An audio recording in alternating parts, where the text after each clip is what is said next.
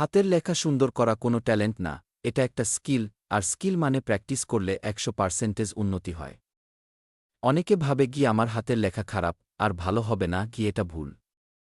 সঠিক নিয়মে দিন প্র্যাকটিস করলে লেখা চেনাই যাবে না। নিচে একদম step by step full guide দিলাম। ধাপ 1, আগে বুঝো সমস্যা কোথায়। নিজের লেখা দেখে মিলাও। অক্ষরগুলো কাপা কাপা, বড় ছোট সমান না, লাইনের উপর সোজা থাকে না, খুব তাড়াহুড়া করে লিখো, অক্ষরের গ্যাপ ঠিক নাই, এগুলো থাকলেই লেখা খারাপ দেখায়। ধাপ 2, সঠিক বসার পজিশন খুব গুরুত্বপূর্ণ। 90% মানুষ এটা ভুল করে। টেবিলে বসে লিখবে, খাতা বুকের সোজা সামনে থাকবে, খাতা একটু কাত করে রাখবে, ডানহাতি হলে ডানে কাত।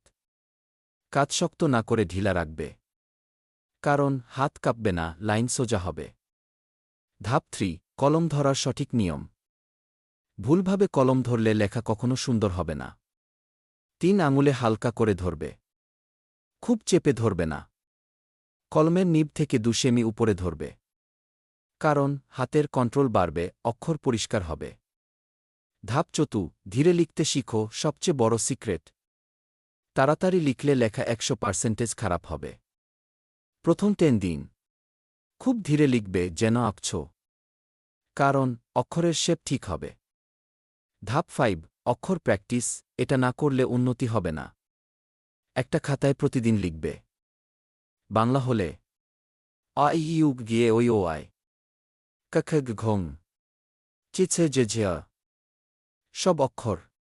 ইংরেজি হলে অ্যাবিকিড, এ অ্যাবিকিডিস। এক এক অক্ষর 1 লাইন করে, খুব ধীরে, কারণ হাত অক্ষরের শেপ মুখস্থ করবে। ধাপস্বর, সমান সাইজে লেখা শিখো। চতুর্দাগ লাইন খাতা ব্যবহার করো, যেটা ছোটদের জন্য থাকে, কারণ অক্ষর বড় ছোট হবে না, লাইন সোজা থাকবে। ধাপ 7, অক্ষরের গ্যাপ ঠিক করো। ভুল অক্ষর গায়ে গায়ে খুব দূরে দূরে। ঠিক নিয়ম, প্রতিটা অক্ষরের মাঝে একটা ছোট দানার সমান গ্যাপ। ধাপ 8, দেখে দেখে নকল করা খুব কার্যকর। একটা সুন্দর হাতের লেখা বই ছবি নাও, ওটা দেখে হুবহু নকল করো, কারণ চোখ দেখে হাত শিখে। ধাপ 9, প্রতিদিন 20 মিনিট রুটিন। প্রতিদিন করো। সময়, কাজ 5 মিনিট, অক্ষর প্র্যাকটিস 5 মিনিট, শব্দ লেখা 10 মিনিট, প্যারাগ্রাফ লেখা 10। 15 দিনে নিজেই পার্থক্য দেখবে। ধাপ 10, শব্দ ভেঙে লিখো। ভুল পুরো শব্দ একসাথে লিখা। ঠিক মাটির পড়াশোনা, কারণ অক্ষর পরিষ্কার হবে। কোনো কলম ভালো, পাতলা নিব সুন্দর লেখা, যেগুলো করলে লেখা কখনো সুন্দর হবে না। তাড়াহুড়া করে লেখা, শুয়ে বিছানায় লিখা, মোটা কলম ব্যবহার, প্র্যাকটিস না করা, একদিন করে 3 দিন বন্ধ।